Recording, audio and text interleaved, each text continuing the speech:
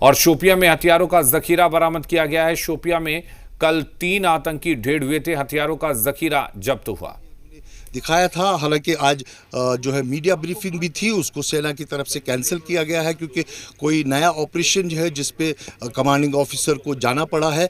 और इसके अलावा अभी आपने देखा कि जम्मू कश्मीर पुलिस के डीआईजी और अन्य लोग जो है वो यहाँ पर पहुँचे हैं। दरअसल इन जंगलों में लगातार ऑपरेशन चल रहे हैं पहलगाम हमले के बाद। अगर हम बात करें पीर पंचाल रेंज की, जहां प्राकृतिक रूप से जो गुफाएं हैं वहां पर अक्सर जो है टेररिस्ट अपनी हाइडआउट्स बना रहे हैं। बिल्कुल, लगातार सर्च ऑपरेशंस जारी हैं और आतंकियों के जो हाइडआउट्स हैं या यूं कहें जो भी सूचना मिल रही है कि आतंकवादी कहां छिपे हो सकते हैं, कहां उनके हाइडआउट्स हो सकते हैं, उन पर लगातार जो उसकी जो जिम्मेदारी थी वो टीआरएफ ने ली थी। और टीआरएफ ऑफशूट है लश्कर तैयबा का। और ये 3 जो मारे गए हैं तीनों लश्कर तैयबा से ही जुड़े थे। और टीआरएफ लश्कर तैयबा का ऑपरेशनल कमांडर था शाहिद कुट्टे। तो कहीं ना कहीं ऑर्गेनाइजेशन, इनका आउटफिट जो है वो सेम था। लेकिन जो अब तक इन्वेस्टिगेशन हुई है एनआईए या दूसरे की तरफ से, वो जो है कहीं ना कहीं आपको मैं कोशिश करता हूँ। हालांकि सेना इसमें फिलहाल हमको इजाज़त नहीं दे रही है अब इसको दिखाने की। ये थोड़ा सा दिखा दो यार। ये सेना मान नहीं रही है। अब ये कुछ सिक्योरिटी पर्पस है, वो अब नहीं चाहते हैं कि इसकी ज़्यादा फोटोग्राफी हो।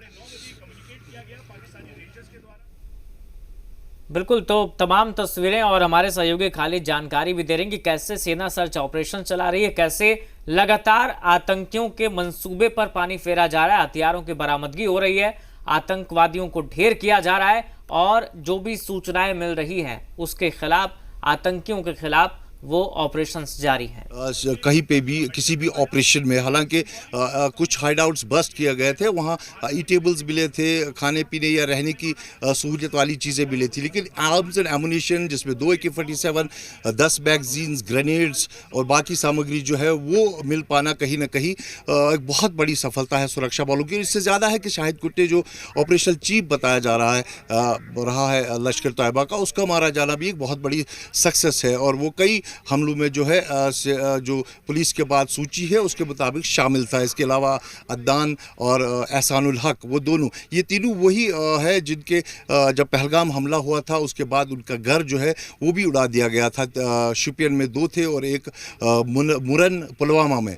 तो कहीं ना कहीं जो लश्कर तैयबा के खिलाफ कार्रवाई है वो लगातार तेज़ हो रही। कल हमने देखा कि जो पहलगाम हमले में मुलविस हैं उनके पोस्टर्स निकाले गए, जिसमें 2 फॉरेन टेररिस्ट है और एक लोकल है, मूसा अली बाई और साथ में आदिल ठोकर। उनके पोस्टर्स भी है सार्वजनिक किए गए हैं। लोगों से कहा है कि उनके बारे में इतला दे, उनकी जो आइडेंटिटी है उसको गुप्त रखा जाएगा। 20 लाख का इनाम रखा है।